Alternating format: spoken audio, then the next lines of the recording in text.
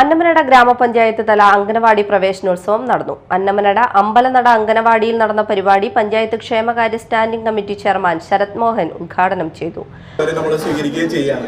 ഈ ചടങ്ങ് എന്നെ സംബന്ധിച്ചോളം ഏറ്റവും പ്രിയപ്പെട്ട ഒരു ചടങ്ങാണ്. കാരണം എന്ന് വെച്ചാൽ എന്റെ കുട്ടിയും ഇന്ന് സെന്റ് ഓഫ് കിട്ടി മറ്റൊരു അംഗനവാടിയിൽ നിന്ന് 60-ാം നമ്പർ അംഗനവാടിയിൽ നിന്നും പുറത്തിറങ്ങിയാണ്. അപ്പൊ ഒരു പാരന്റ് എന്നുള്ള രീതിയിലും ഒരു പഞ്ചായത്തിലെ പ്രതിനിധി എന്നുള്ള രീതിയിലും ഈ ചടങ്ങ് എനിക്ക് വളരെ ഹൃദയഹാരിയായ ഒരു ചടങ്ങാണ്.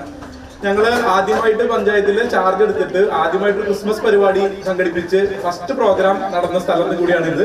അവിടെ ഇങ്ങനെ ഒരു പ്രവേശനോത്സവത്തിൽ പങ്കെടുക്കാൻ സാധിച്ചതിൽ ഏറെ സന്തോഷമുണ്ട്.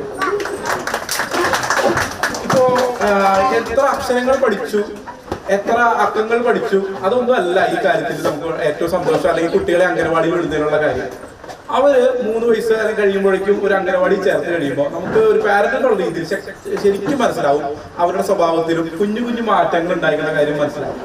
അവര് ചിലപ്പോ വലിയ രീതിയിലുള്ള 100 വരെ എണ്ണിന്നോ അങ്ങനെ ഒന്നല്ല പറയുന്നത്.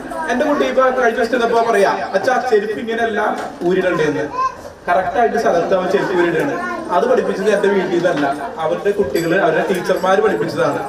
വാർഡ് മെമ്പർ ജിഷ രജിത് അധ്യക്ഷത വഹിച്ചു. ബ്ലോക്ക് മെമ്പർ, അംഗൻവാടി ജീവനക്കാരായ ഫസീല, ഗീത, കുട്ടികൾ, നാട്ടുകാർ, രക്ഷിതാക്കൾ എന്നിവർ സംസാരിച്ചു.